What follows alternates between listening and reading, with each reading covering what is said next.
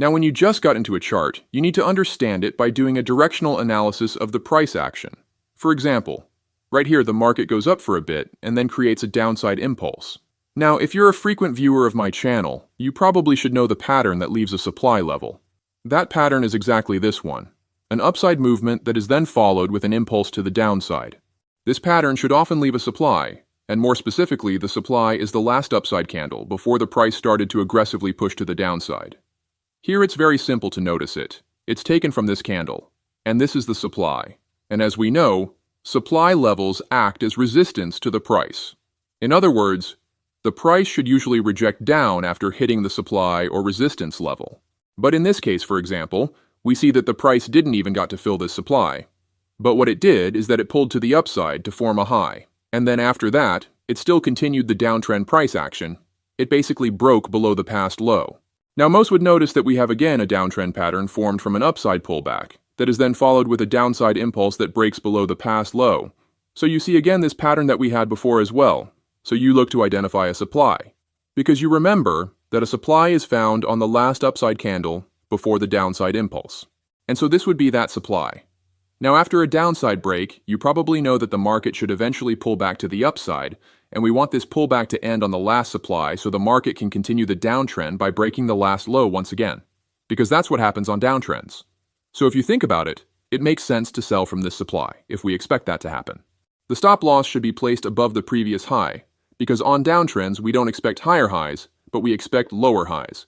So placing the stop loss above the last high would be a safer placement with that logic, and the take profit being placed below the last low, since we expect the last low to break down, because that's what happens on downtrends. Market pulls into the supply and opens the sell setup, and it quickly rejects down from the supply into breaking the last low. And that's also where the take profit was being placed, meaning that this position closes on a quite simple win. Currently nothing complicated.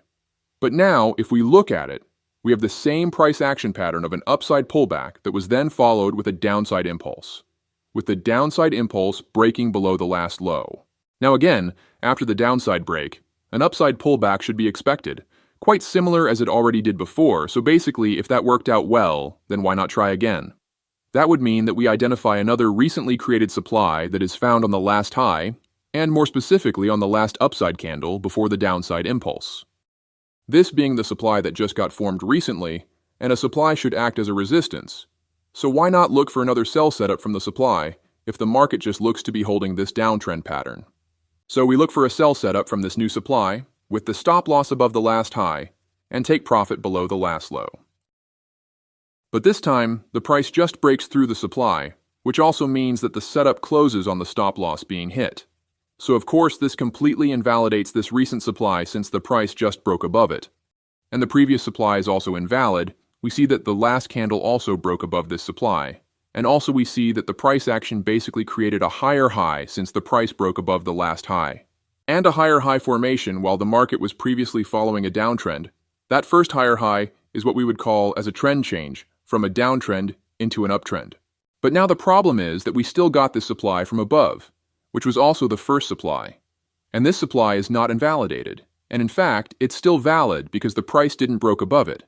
But the price just didn't manage to fill this supply. However, that doesn't mean that it's not valid anymore.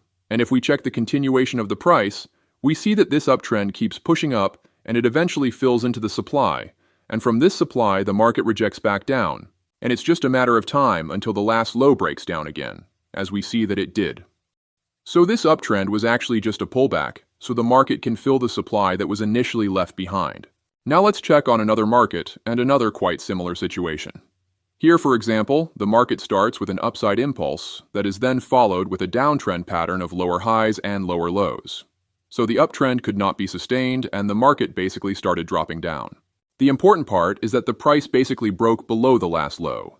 And after a break of the low, the market will usually pull back to the upside. And this pullback should end on a supply taken from the last high.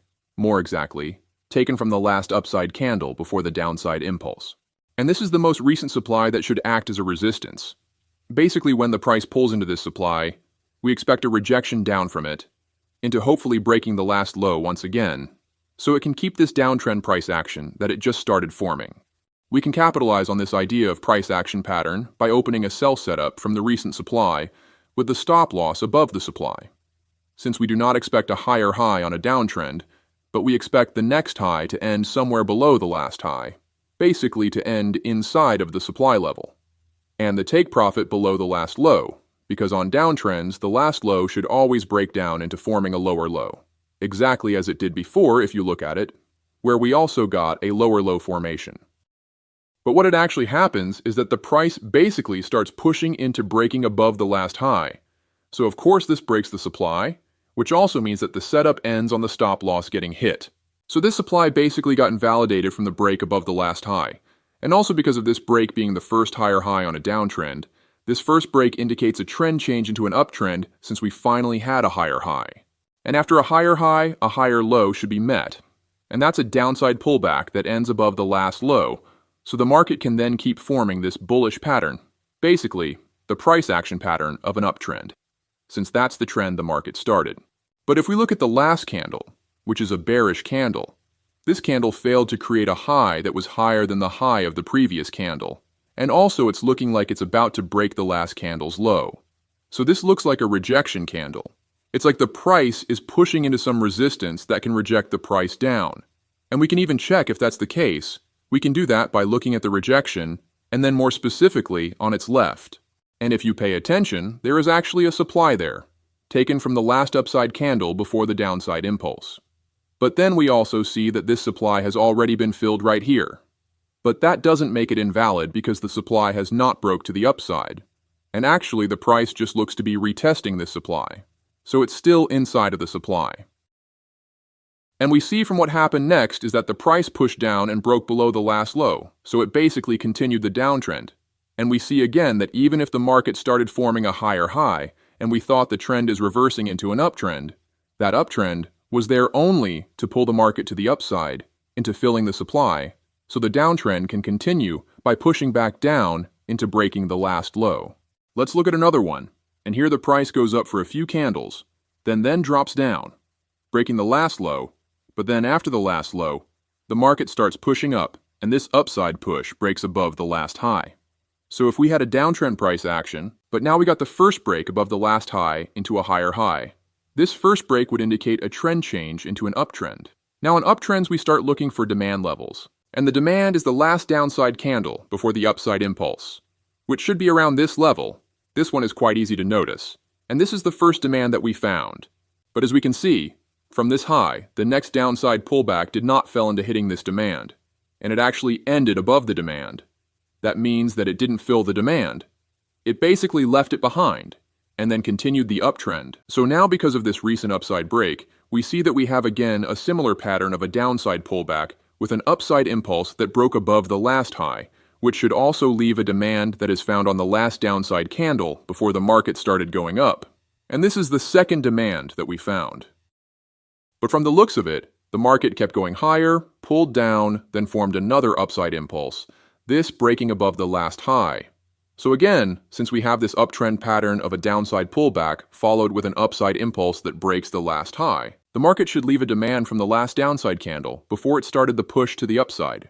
And this might be a low-quality demand, the level is too wide, but that's not so relevant because we can see the price broke down this demand from the next downside movement. If the demand broke down, that means that the last low also got broken down. So we have the first lower low on an uptrend. That indicates the trend has a high chance of reversing from an uptrend into a downtrend.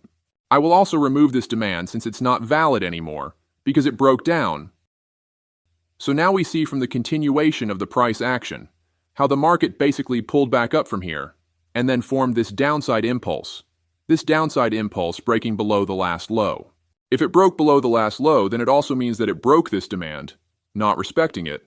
That means that this demand is no longer valid, so we can get rid of it. Then also because of the trend change into a downtrend, it starts making sense to sell from supply levels. For example, this one, which is the last upside candle before the downside impulse that broke below the last low. So we have a demand, but we also have a supply, and both can be valid because the price didn't break them yet. And because of the trend change into a downtrend, most would trade from the supply because you think it doesn't make sense to buy a demand on a downtrend. But just like we've seen on the previous examples, that trend change is really just a pullback. so the market can fill the demand that was initially left behind, which of course traps the traders that didn't notice the unfilled and valid demand levels into selling this supply that broke and invalidated. I highly suggest you watch the previous videos as well because they work in confluence with the traps you've seen today. Then, after you're ready, we're waiting you on our program, where we now focus on not only winning, but mainly how to not lose the wins back. Because winning is not hard. What's actually hard is not losing the wins back.